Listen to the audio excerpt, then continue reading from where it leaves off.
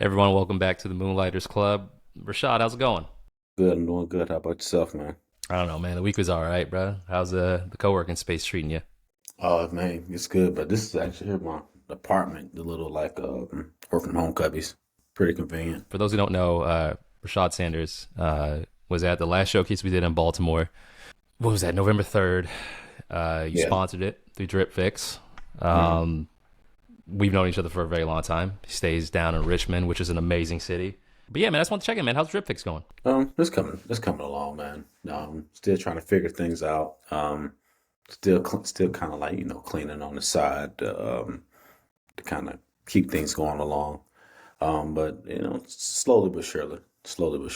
What specific aspect of the business are you focusing on right now? Because I'm focusing on figuring out who the hell we are in marketing, promotion, and it sucks.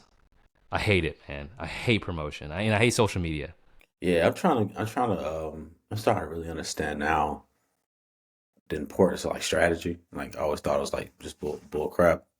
But no, starting to really understand it more and more and trying to lean into it more to get more like targeted in how I target my potential users. And make sure I can find some profitable users, not a bunch of freeloaders. There's so much noise now, man. Like there's so many bots. Plus hmm there's like so many people who can view who won't engage. And I think that's what a lot of apps have killed. So like when you're trying to get the word out or find potential customers, so many people will just click on some stuff and be like, "Ooh, nice." But it doesn't mean anything. So then you got to Yeah, get your name out there, but then you got to find a way to get your name out there to engage. Um have you yeah, yeah. Well, I mean, that's your wheelhouse though, the SEO stuff and things of that nature. Is that stuff still super valuable now? The AdWords game, the SEO game? it depends what you're after, like what market you're in. Like if you're an e-commerce store, yeah.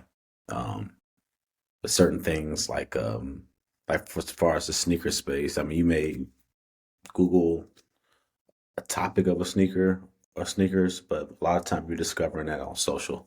So, social has really changed the game a lot for other verticals. Rashad and I were working on startups together at the same time when we met in Boston.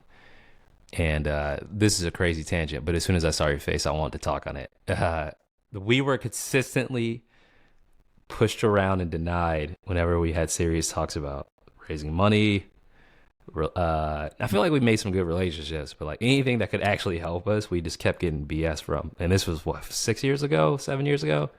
Yeah. And now all these people that we were told to look up to, like or emulate, have been having massive rounds of layoffs over like the past 2.5 years, or just don't exist anymore. Bro, this has been the craziest, most fulfilling. And again, my apologies to everyone who was laid off, but this has been the craziest 3 years, I think, man, in the startup game, bro. For like in terms of negative, I don't think it's been any crazier than this.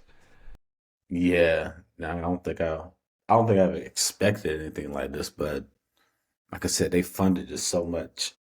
Money was like free. So, I mean, if you knew somebody with a little bit of money, they were willing to give a shot at almost anything for about a 5, 6 year period there.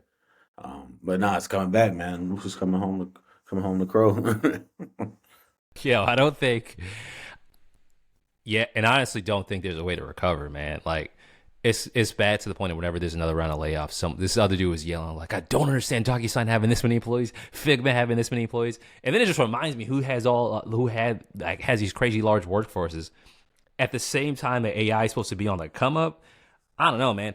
I just feel like this was one of those reckonings that there's no get right for. It's just like it is what it is. They're gonna cut a bunch of jobs. AI is gonna come in.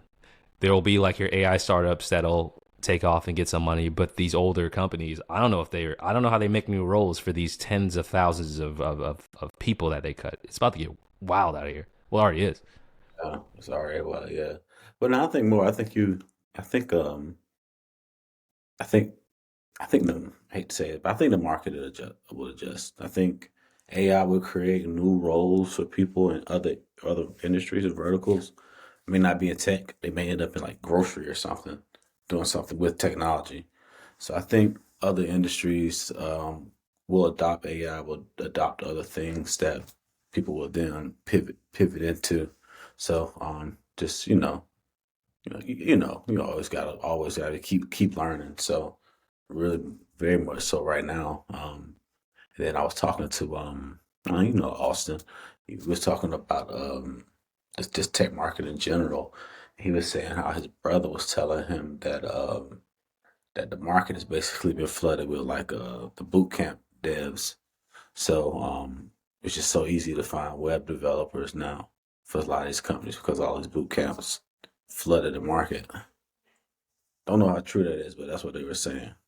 Yeah, and I remember hearing at I was at a cool networking event at Fearless, based in Baltimore, and there was a recruiter there who was telling me about the developers who did get in early and got the super high paying roles from the Googles and the Twitters when things were good, and they got golden handcuffs now because Mhm. now their like languages have changed, preferences have changed, and someone who was working at X company making 300 grand is trying to look for a new role with those hard skills and can't find it. It's actually kind of crazy, bro. I remember when developers were like, they were like cobalt, bro. Like before coming Yeah, out there, hoarding all of them and just throwing a buddy at them. And because of no code, just because the way things are, it's all, bro. I don't even look at apps the same. Like I know there's like still dope apps being made, but I don't personally feel like it was before when it was all about the store, what's new, what's hot, this or that. I feel like man, just these three or four companies you can kind of just type on them and then just be good for. It's I mean yeah, there's still possibilities there. It's just crazy how it's all flipped on its head. yeah. No, man, it's like they says, I call them what Fang. I mean, shoot, they really have almost all the tech power. But yeah, I mean, I mean, you got to remember, like some of these companies were built on like open source technologies, and now they themselves are building their own technologies, um, which is crazy. I think like React Native, Dart, all these different programming languages. But yeah, no, that definitely makes sense, man. That would suck as a developer. God, like, Remember what I'd hear? Ruby on Rails, man. You guys gotta you gotta learn Ruby, bro. You're gonna laugh. What the does? It's yo, like, bro, I don't even know. It could be. I don't know. Like, guys, got to learn Ruby, bro. You're done. You're done. if you don't hire Ruby devs, man, no one's gonna work for you. Yeah.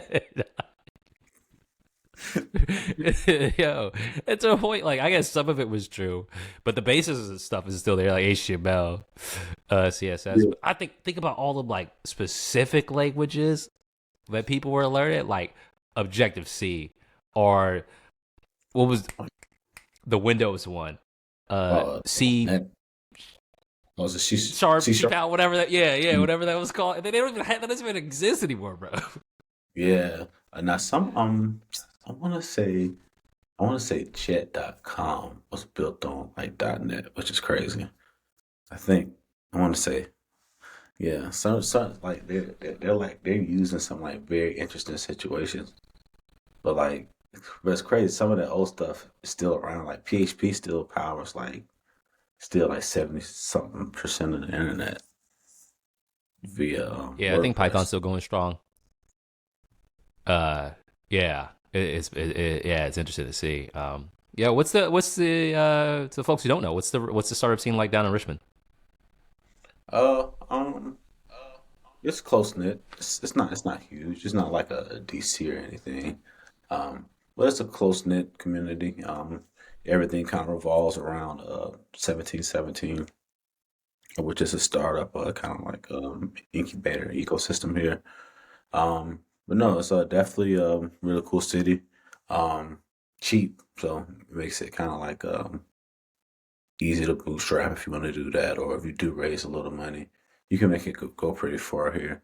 So, yeah, Richmond's pretty cool. I've enjoyed it. That's have been in New York and Boston and all these other bigger ecosystems. Yeah, do you see the future for? Matter of fact, let me try to be professional about this. Can you explain what DripFixx is before we go into it, so for folks to know? It's just a marketplace for us sneaker repair refurbishments. Moving more specifically towards leather goods. in general. But that's what we are, just a marketplace. Do you see what would make the most sense for like not an end game, but like um a good linchpin for the company? Would it be a retail spot that you would have folks like cleaners, but maybe with something else as a price point? I don't know. I'm just thinking in my head. Would that make sense for y'all to have an actual DripFixx place? Um, I haven't thought about it that much as far as like a physical retail location.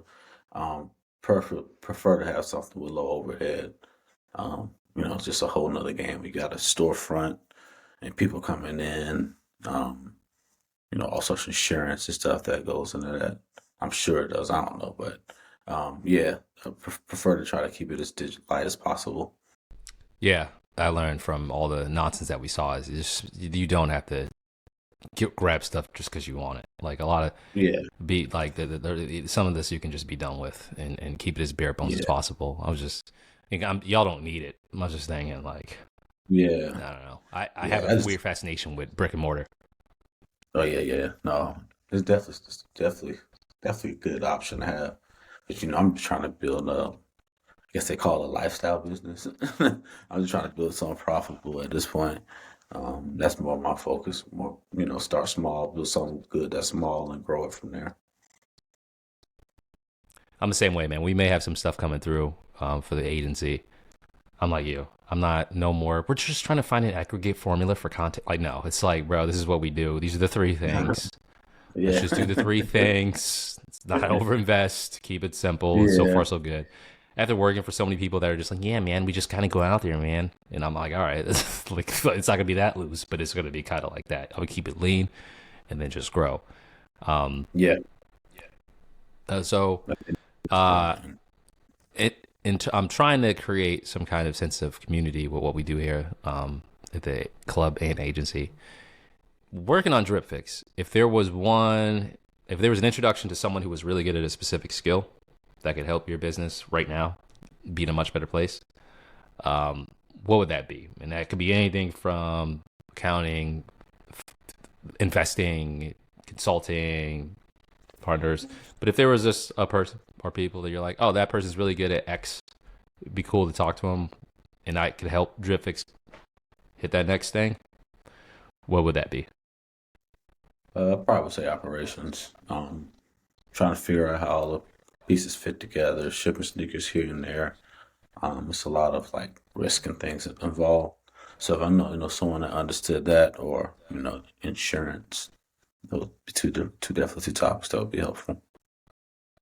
All right, all right, we can do that. All right, Rashad. I don't want to take too much of your time. I just want to check in. It's probably something we should do. I feel like we should meet up and just like laugh at calamity that's going because it's an election year. It's only going to get worse for everybody in the next 3 months.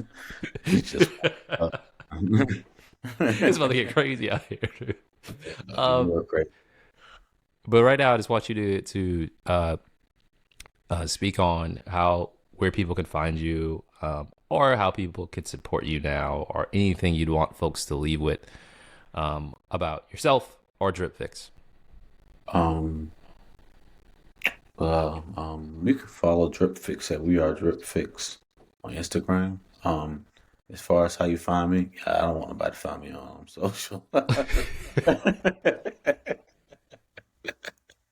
Yeah, so we'll skip that one. But one thing I could say to leave with is trying to think.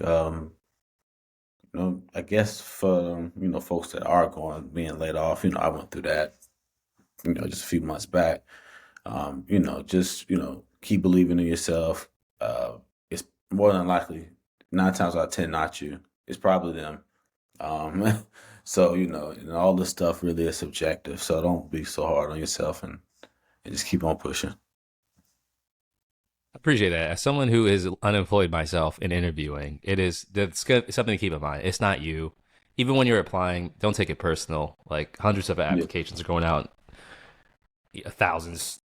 It's just a lot. You'll find it. Yeah, It's not your fault. It's the person in the cardigan who is making 3 times what we were all making. It's their fault. yeah. He's making the Um, bad decisions. yeah, exactly. Making the All right. Well, strategic alignment. yeah. The person who says it's out of my hands, man. It's just. Well, Rashad, man, thank you for taking the time. I wanted to just do a quick check in. We should do this again soon. Um, Oh yeah, yeah, most just to definitely. I'm connect, down brother. for it. But yo, everyone who's listening, Moonlighters Club, we'll be right back at you with another one soon. Rashad, man, have a good day. Too, man.